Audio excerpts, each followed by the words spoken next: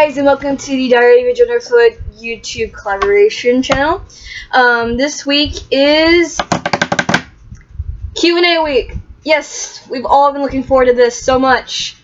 And we got actually a lot of feedback, so I want to thank everyone who sent in a question, whether through YouTube comments or submitting it to our Tumblr page.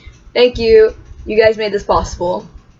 Alright, so the first question that we have was submitted through YouTube, and it says, I'm non-binary and a choice, and I had a general question for the entire group. Do you find that your gender fluidity comes and goes on its own with no predictable pattern, or do you find your gender flexing in response to social stress or stimulation, or both? Okay, thanks. Love the group, by the way. Thank you. Well, for me, it's a bit of both. It comes and goes a lot, especially if I'm just generally not really doing anything in a day. I do experience I'll be going out dressed as more masculine or dressed more feminine or kind of androgynous, and all of a sudden I'll feel a switch and I will think I look completely stupid and embarrassing all out of the blue. I mean, if it was more predictable, or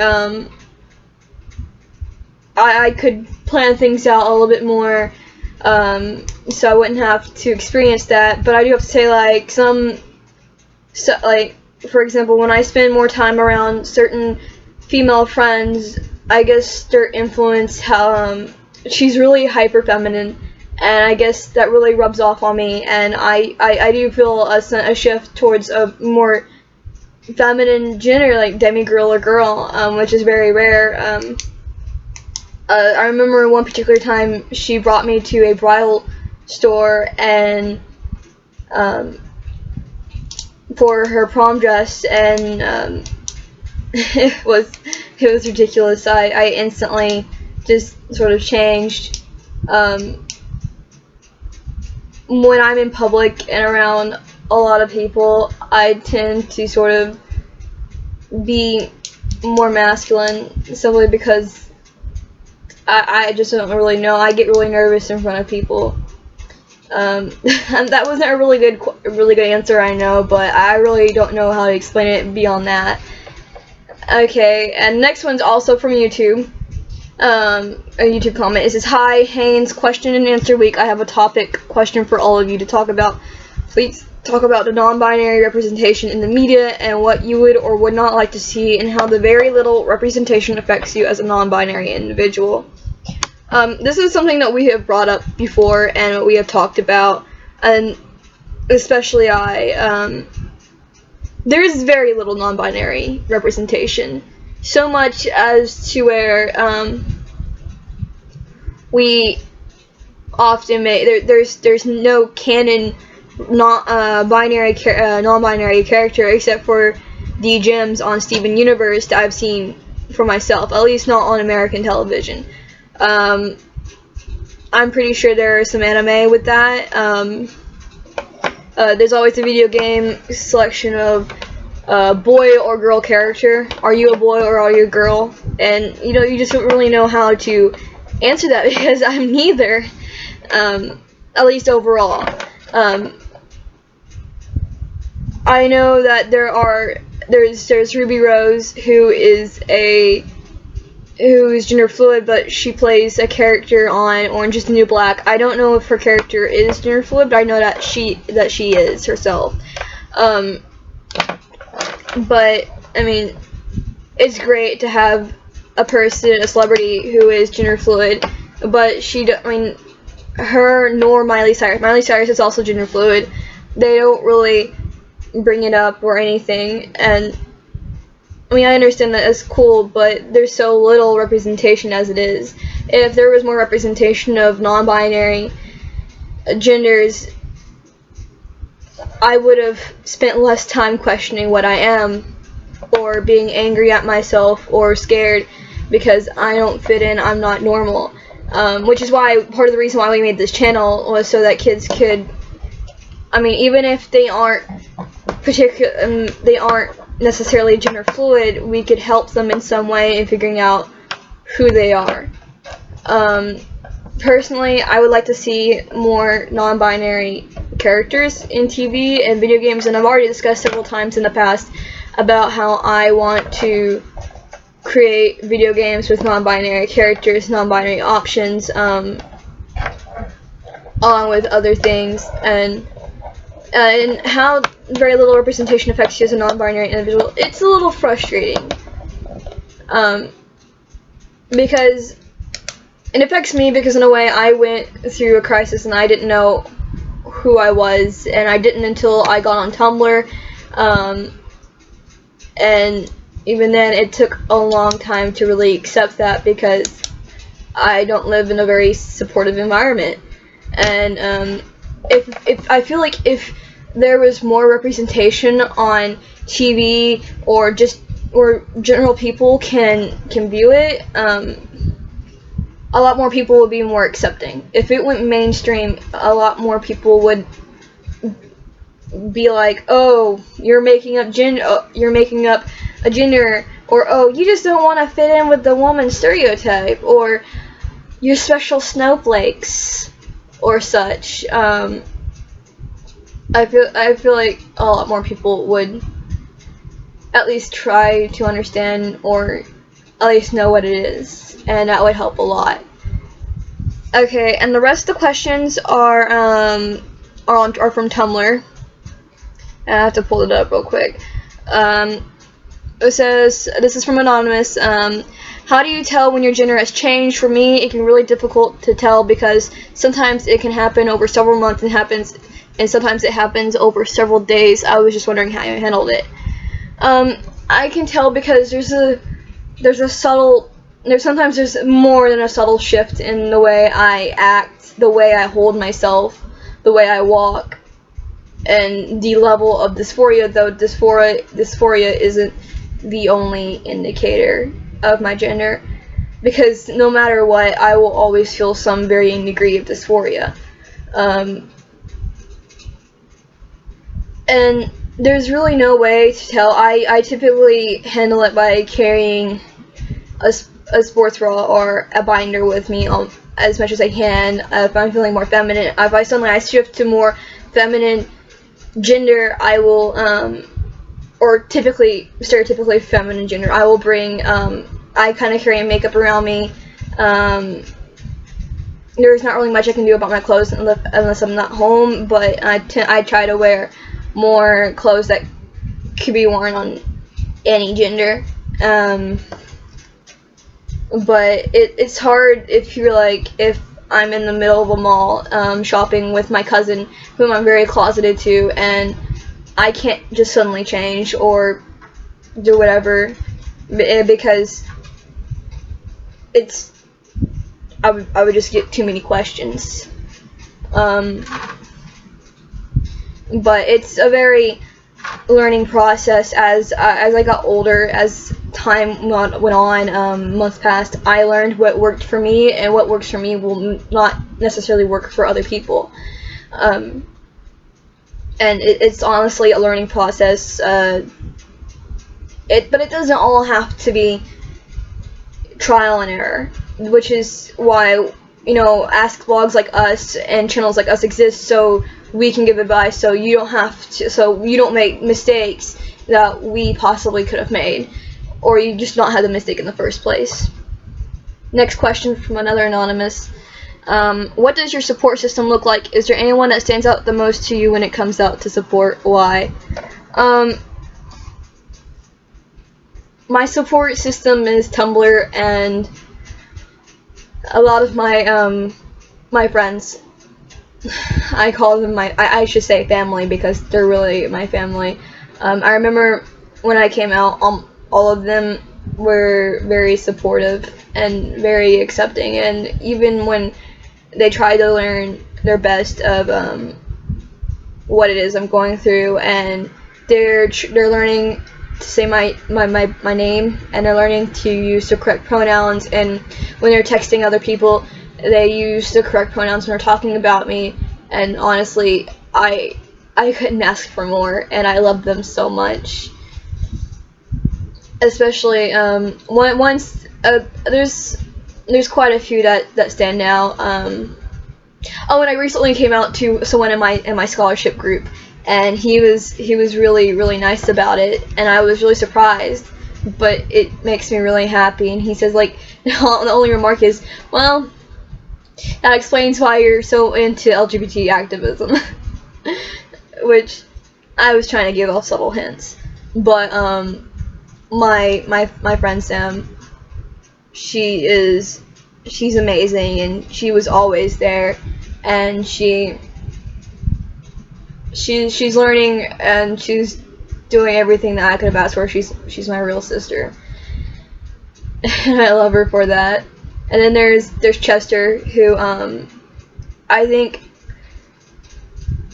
he was the first one that I confided into when I said I was questioning my gender, and he understood that, and he listened to me. He was one of me and him, we really got into deep conversations where I felt so, his family is a family that I can really open up to, and I feel so at home at their house, and I love them so much. I feel like they adopted me as their child. And Chester's mother, I recently came out to her, and she's being so supportive and is trying her best to learn new things, and I'm honestly so proud of her. And then there's two other people. My friend Claude. He was the first person that I ever came out to officially, and I was completely scared beyond belief, because I had this insane notion that I wouldn't be accepted, or they might, I don't know, I had it in my mind I would have a negative response, that I would receive one. And it was so relieving that I could, that he was okay with it, and we kind of had a heart to heart. And he's my brother, so he's really my brother, and more than anyone else will ever be. And then there is my friend Trey, and I was like, and he was really worried. He's also like my brother, but he's a little different. And I remember that he sent me this text because I was kind of rambling because I was so worried, and I actually saved the text to my phone because it made me cry, and it was like sometime at night. And he said, you gotta learn that not only do I accept you for who you are, but you gotta stop caring about what others think and like you for you. And I actually really cried about that. Alright, next question, because I'm taking way too much time. This is gonna be like 30 minutes by the end of it. Okay, to anybody who menstruates, how do you deal with menstruating when you are not feeling particularly like a female? This is causing you dysphoria for you. This is not a topic I really like talking about. When my friends who do that, when they talk about it, it makes me kind of uncomfortable, because I know it's a fact of nature, but it's a fact of nature I don't like, and I don't want happening to my body. I recently put on my Tumblr, I don't know if you saw that I call them moon cycles, because it makes me sound like a werewolf, and that is so much cooler than the other implication. And I normally don't get the symptoms of menstruation, besides just like I don't get the cramps really, occasionally, but not very often. I don't get I do get hormonal, and this time, like, it's been pretty awful, because I will cry over a commercial. But there are medications like Midol, which help alleviate the symptoms of like the hormone the crankiness and the cramps. It helps alleviate all that. It helps with the fatigue and the slugginess, and it's honestly a blessing. And it does cause a lot of dysphoria for me, because it's just a giant reminder of what I was born with, and it makes me think, you know, especially when I'm not feeling female, it's a reminder that I'm not, well, I am a real man when I'm not feeling like a female. When I'm feeling like I'm a man, I know I am a man, but it just puts that giant insecurity in my head that, oh, I'm not a real man. And it's just a giant dysphoria kicker. Another one is, how can I look androgynous without being thin, or how can I look masculine without being thin? Having a chubby, non-angled face and having a flat chest, but you don't want hormones or surgery because you also feel feminine times. Okay, first off, you do not need, you don't need to have hormones or surgery. That's not a necessary thing. That's not mandatory. So well, for the face, contouring makeup helps a lot. There's also binding. Binding works too. Wearing more androgynous clothes is a giant indicator. Hairstyle